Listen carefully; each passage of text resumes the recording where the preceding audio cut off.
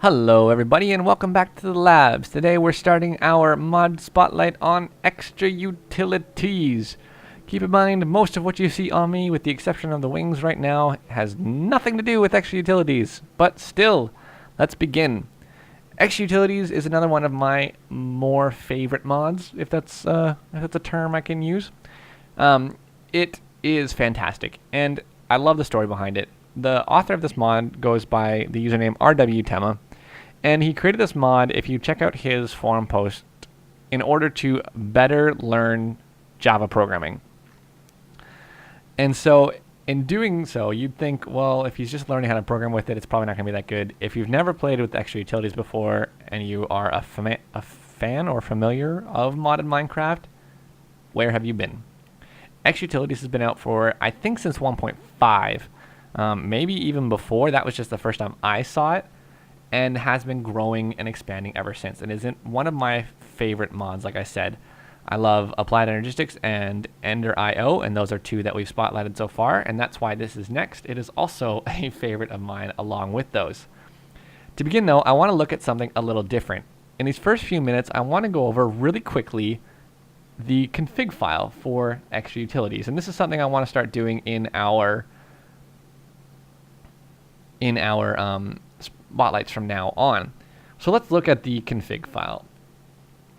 If you're unfamiliar with this, every Forge mod, well, most Forge mods, I guess I have seen a couple that don't, but for the most part, Forge mods in general have config files. And they allow you to manipulate certain things without having to be a programmer. Most of them are based on a couple of concepts: true or false, or a numeric value dictating true or false, or a chance or percentage or actual just number. So the ExtraUtilities config file is sorted very nicely in alphabetical order in sections of blocks, client options, Ender Quarry power, items, options, QED crafting, recipes, and world gen. And we'll go over what all of this is all about. So the first thing you find are the blocks, and in this section you'll see a list of all the different blocks that ExtraUtilities adds. Minecraft has two main functional things in its creation or code, and this is in mods, this is in the game itself. You work with either blocks or items or entities. Sorry, three main things. And even entities as they are usually considered blocks in your config setting because they operate within a block function. So when you're looking at the config file, you'll see a list of blocks. This is all the things in the game that you can place in the world. So anything that I can put down, for example, if I were to show you stone, is a block, right? So I've got stone in my inventory. I can put it down in the world. It is a block. So this is kind of a crash course, not in ExtraUtilities, but in Minecraft and how it handles things. Now my sword, now that's an item because I can't put it down, but I can use it. And that's kind of how you keep things straight in your head. So if you're looking for something and you're not sure where it falls in a config, think about that. Can you use it or can you put it down? So at first we see all of the blocks, all the things that we can put down in the world. And I think I'm about to get attacked for some reason, so I'm just going to do this real quick. Not really sure what's happening there, but oh well. All right. And we see that they have an equal sign with a true after. So angel block enabled equals true. If I would like to disable the angel block from the game altogether, all I have to do is change this true to a false. All right? Makes sense? Good. I, however, like the angel block, so I am leaving it as true. As you move through and as you play with the mod, you may find that there are items that you do wish to disable. The downside to doing this here is that it actually removes it from the game altogether. It doesn't just stop it from being crafted, it straight up removes it from the game. So if you're a map maker and you just don't want people to be able to use a certain thing, this might not be for you, because you can still have it in the game without them being able to craft it, and we'll go over that in a second. So if you want to disable a block, that's where you do it, but it does remove it from the game. Then we have some client options. ExtraUtilities is a mod that adds a whole bunch of items that are utilitarian in nature, and that includes its config. This allows you to turn off the portal animation, and we'll go over that in a little while. The Ender Quarry power is a block that is added by ExtraUtilities that consumes RF power. This is the settings. This is where we can change the settings of how much power it actually uses. So by making this number lower, you would make it consume less power. By making it higher, you consume more power.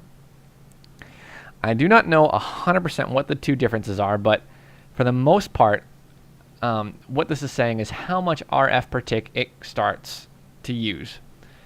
And the hardness drain is, for example, the rate at which the RF consumption changes based on how tough the block is. So cobblestone's not that hard to break, dirt's really not that hard to break, but obsidian is. So I might not be right about this, but in just guessing, I've tried to research it and couldn't find a whole lot, and I don't know if the mod author would ever actually answer me directly, but I'm going to have to guess that this is a multiplier that says, hey, this is obsidian, so by a factor of 4 times 200, use energy, because it's a really tough block. And that comes from a function when you create blocks saying how hard they are in the game in code. So that's my guess there. But either way, you want less energy used, make these numbers lower, and make sure they're whole numbers, because I don't know what will happen if they are decimals or anything like that. Moving on, now we get to the items, the things we use, and how to disable and enable them is the same as the blocks. The watering can, for example, might be something that a server host may not want people to use, but they may want it to be an option to find or a reward. So you can say disable this altogether, or later we can just say disable the crafting recipe for it, and we'll see that.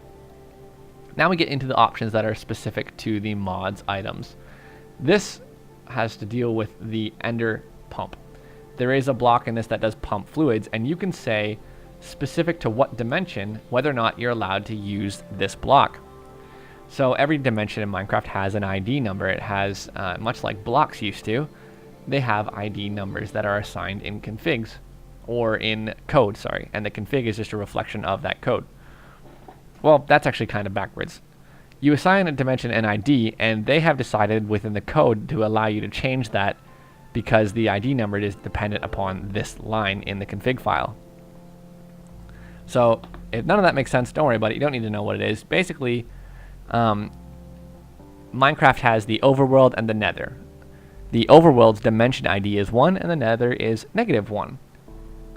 If you would like it so that they cannot use the ender pump in the nether, then you would put -1 in here. Or if it's another dimension from another mod, then you just have to find out what its ID is and list it here. And that will stop people from using the nether pump in that dimension. ExtraUtilities adds its own dimension, and it allows you to pick the ID number for that. It is by default -100. With all of these settings, I leave the provisor of, if you don't have a reason to other than you want to play with the config, don't change it. They're set this way because they tend to be good for compatibility and functionality, and this is how they are intended to be used. Alright, moving on from that, we can disable multi-blocks and creative tabs. In Minecraft, you have, in creative mode, all of the different tabs that allow you to pick what mod you're looking at or what piece of the game you're looking at. For example, Flaxbeard Steam Power Tools versus their blocks. Well, ExtraUtilities has its main tab, and then it has a tab full of multi-part blocks. And you may or may not care to see this in your creative tab. I don't know who's that pretentious. I think just, well, not pretentious, that is not even close to that word. Who's that picky? I think that the mod author adding this tab as a separate tab for all of these blocks is an amazing thing to do. Like, it just is so handy to have them separated out. But if you do care and you'd want to remove them all together, he has given you that option. That's what the disable multi-blocks and creative tabs does. Disable transfer node particles is set to false right now. That means that there are little particle effects that move when items move through transfer nodes happen. You can turn those off if it's too hard on your computer or you just don't care to see it because they know you or something. That is an option. Disable wither noises if not nearby. If there are withers around or you have the sound effects from them, this will turn them off if you're not that close to them because they do get very annoying. Soul drain resets on death. No idea what this does.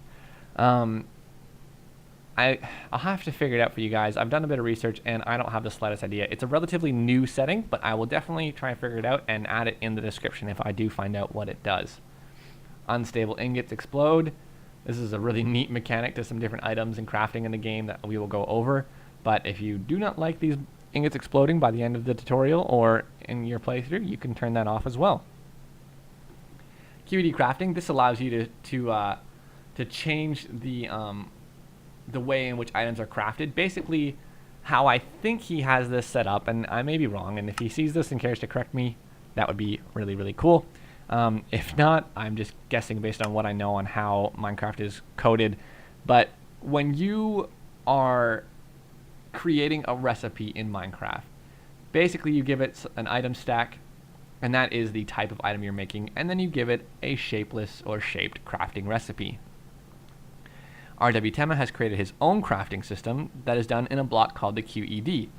And if I had to guess, he creates a vanilla crafting recipe, shaped crafting recipe, and then applies it to his QED. So this is where you can add, possibly, but at the very least, remove what kinds of items are needed to be crafted in the QED and not just using shaped crafting. If you do remove them, then it would just switch to a normal vanilla shaped crafting recipe. I'm wondering if some map makers are trying to make things a little bit more difficult.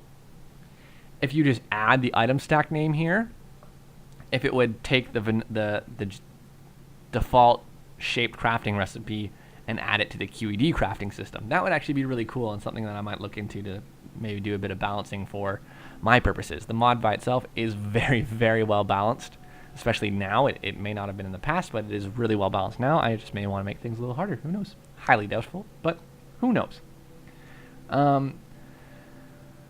The internal version number to add or remove items in the QE in future updates is set to -1. Disable auto updates. Don't change this if you don't know what you're doing. But basically this, as far as I can tell, this setting allows you to say whether or not to include the items that are coming from new updates or not as your world is generated. All right, and so that is that. Here is where I was discussing that you could disable items and blocks without removing them from your game. This is where you do that. This is where we look at the crafting recipes for all items and say whether or not we want them to be craftable. So, say we don't want the trading post to be craftable. Well, no problem. I set this to true. It is now disabled as a craftable item, but still exists in the game to be spawned in or given as a reward for something, say using the hardcore question mode system. That way, you can sort of dictate as a map maker or a mod pack maker what can be crafted and what can exist as two separate things. And lastly, the world gen. This mod includes a very, very tiny bit of world gen by default. It does have its own dimension, so I don't know if you'd include that in your typical world gen settings, but it has ender lilies, and they are automatically generated in the end, and the seeds are generated in dungeon chests for mine shafts and things like that. And so this, you can tell us whether or not you want the you want the game to force them to generate even if they weren't originally generated in that dimension. So if you create a dimension, overworld, what have you, a world without ExtraUtilities, then you add it to your mod pack and you don't find the ender lilies anywhere, make sure this is turned on, and then you will be good to go, and it will force them into the world. All right, and that being that, let us move into the spotlight. So I do have to tell you, this is the second time I have started this series. I got a few episodes in and then realized in my craziness of renaming and sorting files, I might have deleted the first one. Yeah. So that's why you see a lot more setup right now than I have had in my past spotlights. So I'm going to do my best to explain them in depth without having to rebuild everything and not lose any footage anymore. But here we go. The first thing I wanted to show you guys was the built-in piping system that ExtraUtilities adds. ExtraUtilities is completely designed to be server-friendly and CPU-friendly for clients. The way that it adds items, it does so. Why is this? Okay, well, anyways. The way that it adds item movement and fluid movement and things like that, and even auto mining, is done in such a way to keep the load on your system minimal. And so that's why we have these pipes running everywhere that you can't see anything inside of.